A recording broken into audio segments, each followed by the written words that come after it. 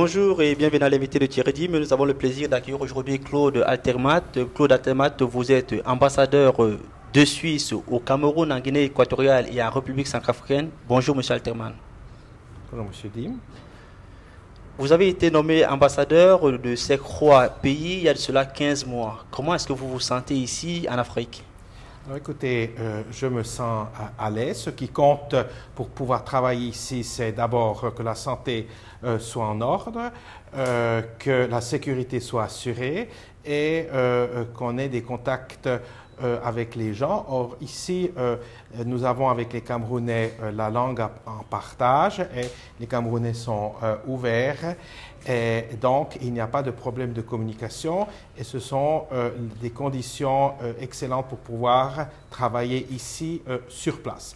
Alors, depuis que je suis ici, il y a eu une dynamisation de nos relations bilatérales qui tient à deux facteurs. D'abord, des visites à haut niveau. Il y avait le président du Conseil des États suisses, donc le Sénat, comme on le nomme ailleurs, M. Lombardi, qui était ici en visite en novembre 2013, la première hôte du nouveau Sénat camerounais. Ensuite, nous avons eu M. Ebicher, le président de l'EPFL, qui était ici en visite. Il y a eu plusieurs délégations de l'EPFL. Et finalement, en septembre passé, la vice-présidente du Conseil fédéral, qui vient d'être élue présidente pour 2015, la conseillère fédérale Sommaruga, qui est restée ici 3 jours. Et évidemment, ces visites, surtout la dernière, ont contribué à une dynamisation des relations. D'autre part, il y a ces crises régionales, Boko Haram au nord, la crise de RCA, qui ont une portée au-delà de la simple région. Le monde et également Berne s'y ont intéressés, continuent à s'intéresser. Donc, à cet égard, ce que je dois fournir en information, en analyse, mais aussi des questions qu'on me pose, que ce soit l'appréciation politique, mais également la protection de nos ressortissants dans ces pays-là et dans la région, eh bien, tous ces travaux se sont multipliés. Alors, si on prend par exemple le cas de Boko Haram, est-ce que la sécurité, par exemple, de nos ressortissants est assurée? Alors écoutez, la sécurité de nos ressortissants est assurée ici au sud. Hein, c'est pourquoi il n'y a aucun problème que les Suisses viennent ici à Promote, on en parlera certainement. Mais dans le nord et dans l'extrême nord, il est strictement interdit aux ressortissants suisses de s'y rendre, vu le risque très élevé d'enlèvement qui existe. Et c'est un service aussi que nous rendons non seulement aux ressortissants suisses, mais aussi aux autorités camerounaises, parce que des enlèvements, croyez-moi, c'est une charge énorme pour les États à gérer.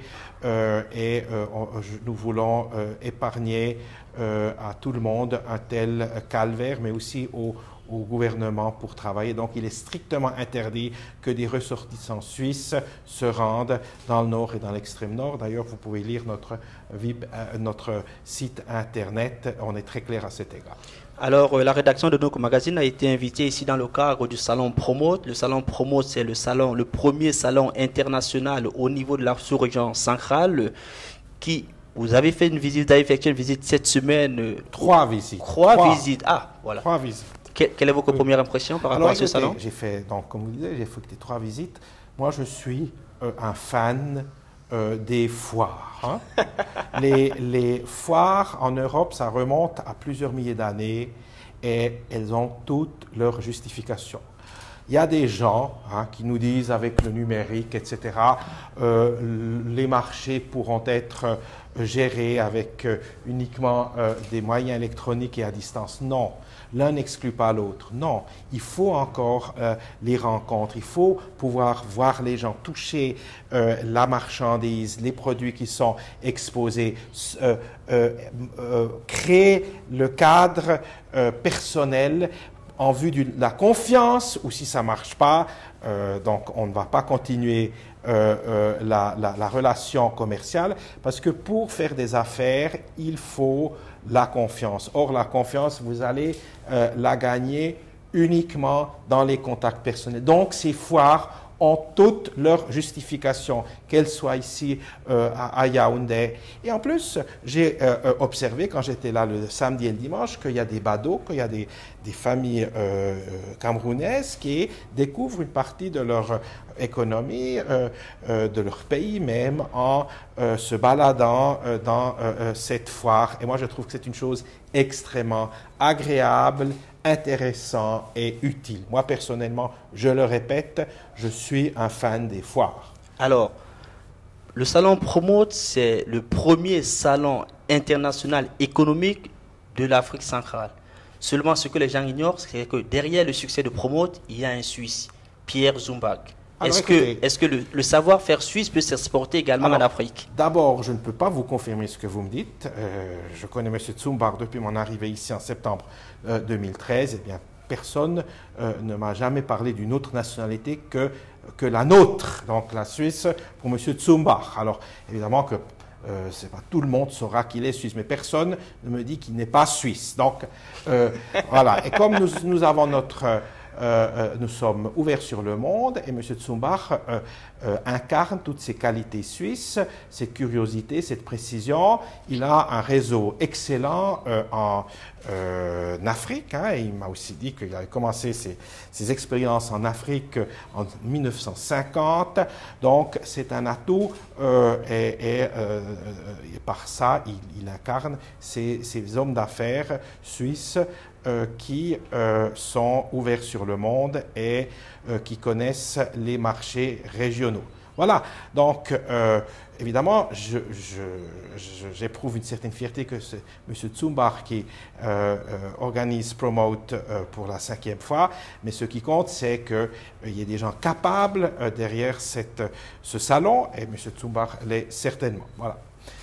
Alors, le contexte économique aujourd'hui, on sait que le contexte est beaucoup plus évolutif et et surtout très dur pour la simple raison que les entreprises ont besoin de nouveaux marchés.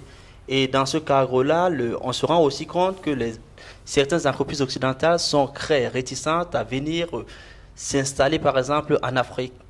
Pour vous, qu'est-ce qui pose le problème? Pourquoi elles sont si réticentes? Alors écoutez, je dois vous dire que je suis ici l'ambassadeur de Suisse, le représentant officiel du gouvernement et des autorités suisses au Cameroun. Donc, ce n'est pas à moi de faire de la promotion pour le Cameroun. Alors, donc, tournons la question différemment. Pourquoi, par exemple, une entreprise suisse devrait venir s'installer au Cameroun où vous êtes ambassadeur? Alors, écoutez, comme je vous disais, ce n'est pas à moi de vendre le Cameroun. Je suis intéressé à une dynamisation des échanges, notamment commerciaux. Mais ma tâche principale, c'est de rendre attentifs, sur demande, les Suisses sur d'éventuels risques. Okay. Alors, les marchés africains sont des marchés qui ne sont pas faciles. Il y a certains risques et où je donne mon appréciation sur demande, mais il est important qu'on soit sur place, qu'on ait un réseau personnel sur place, des partenaires permanents et une vision à long terme. Ce sont les conditions essentielles pour commencer d'envisager à vendre sur les marchés africains. Si vous n'avez pas cette approche-là, vous allez courir d'énormes risques. Alors l'Afrique, évidemment, a des taux de croissance beaucoup plus élevés que le reste du monde. Actuellement, vous le savez mieux que moi, en Europe, Japon, etc., c'est la stagnation et évidemment, les opérateurs économiques cherchent de nouveaux marchés. L'Afrique n'a même pas 5% du PIB mondial, tout en ayant des taux de croissance dans la plupart des pays qui sont plus élevés que la moyenne mondiale. Donc, l'Afrique est sur la bonne voie de récupérer, d'augmenter sa part dans le PIB mondial et aussi dans le commerce extérieur mondial. Mais je répète, il y a aussi beaucoup de risques. Ici, ce sont des choses qui sont connues. Vous pouvez lire les journaux, le climat d'affaires reste mauvais. Parmi les pays où c'est le plus difficile à investir, etc., du monde, vous avez beaucoup de pays africains. Il y a eu amélioration, mais il y a encore beaucoup, beaucoup à faire. Et c'est ma tâche, ma mission, sur demande, de dire à des investisseurs quels seraient les risques. Ce que je dois également dire, c'est que les Suisses ou les entreprises en rapport avec la Suisse, parce que vous avez aussi des entreprises qui ont leur siège social en Suisse, mais le capital vient d'ailleurs. Nous sommes un pays ouvert, hein, très ouvert, un petit pays mais la 20e économie au monde. Évidemment qu'on a nos atouts. Il y a beaucoup d'étrangers qui viennent investir en Suisse et depuis leur entreprise avec le siège social en Suisse, investissent ici en Afrique. Alors eux n'ont pas besoin de l'ambassadeur de Suisse parce qu'ils ont leur propre réseau et d'autres s'adressent à moi et là je dis les risques et les chances. Mais à moyen terme, l'Afrique va augmenter ça, et le Cameroun, je l'espère aussi, sa part dans le marché mondial et dans la production économique mondiale, ça c'est clair. Donc ceux qui veulent investir à long terme investissent d'ores et déjà ici en Afrique. Alors, moi, ce qui m'a le plus marqué depuis que je suis là, c'est que on se rend de plus en plus compte qu'il y a beaucoup, beaucoup, beaucoup de jeunes diplômés au Cameroun, plus précisément ici à Yaoundé, mais par contre qui n'ont aucune expérience professionnelle. Est-ce que, par exemple, notre système de formation duale ne peut pas être un atout, par exemple, pour l'État camerounais? Alors, écoutez, il faut faire attention avec les modèles. Hein? Oui. Il y a beaucoup de modèles qui se sont effondrés au point de vue idéologique et aussi d'autres modèles, je n'irai pas dans les détails. Notre modèle a fait des preuves. Mais la Suisse fonctionne bien au point de vue politique, au point de vue économique et aussi au point de vue de ce que nous nommons en Suisse apprentissage. Ouais. Alors, moi, je ne vais pas exporter un modèle où je ne suis pas sûr qu'il fonctionne. En revanche, je constate que dans la plupart des pays européens, le taux de chômage parmi les jeunes est extrêmement élevé, alors qu'en Suisse, il est très faible. Hein?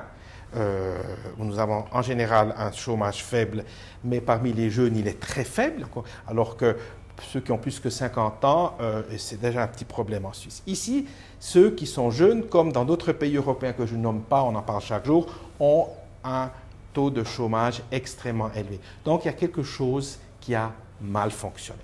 Alors, qu'on peut le constater, ici, il y a de plus en plus de Camerounais, notamment les autorités, hein, à commencer avec le ministre de la formation professionnelle, qui me demande, mais comment vous arrivez à avoir un tel plein emploi pour les jeunes à partir de 16 ans. Alors, moi, j'explique comment ça fonctionne en Suisse. Il y a des personnes qui viennent voir comment ça fonctionne en Suisse. Alors, moi, je ne veux pas dire reprenez notre système. Je peux simplement vous dire, et je le dis aux Camerounais, chez nous, ça fonctionne. Alors, inspirez-vous, mais ne copiez pas. Alors, en revanche, je lance un appel à toutes les sociétés suisses qui opèrent depuis la Suisse, hein, qui ont leur siège social à une partie de leur production et une partie des cadres de Suisse. Eh bien, je lance cet appel à ces Suisses et à ces personnes qui travaillent pour des entreprises suisses en Suisse et à l'étranger. Introduisez dans vos succursales camerounaises et en Afrique centrale le système d'apprentissage. Donc, ici, je le vois chaque jour, il y a un manque d'électriciens bricoleurs, il y a un manque de bouchers, il y a peu de personnes, des mécaniciens de voitures qui sont fiables, etc. La liste est longue. Eh bien, ces gens-là, en Suisse, ils ont tous un revenu assuré, un emploi assuré, ils sont respectés par la société et c'est là l'avenir des jeunes Camerounais qui veulent travailler, qui sont prêts à s'investir, au lieu d'aller dans les universités et d'en sortir au chômage. Et là, les entreprises suisses qui produisent en Suisse, qui ont de l'expérience en Suisse, savent comment ça fonctionne en Suisse. Mais dire, on va maintenant copier ça un sur un, eh bien là, je serai plus prudent, d'autant plus que personne n'aime des leçons. Hein. Mais ce que je dois constater, je le dis ici ouvertement, il y a une prise de conscience claire, sans embâche ici au Cameroun, qui a un problème avec le système de formation professionnelle. Hein, que vous avez repris d'autres pays européens que je ne vais pas citer ici. Là, il y a prise de conscience et ça, je prends au sérieux. Merci, Monsieur Altermat, pour toutes ces explications, également de nous avoir invités ici dans le cadre de votre ambassade.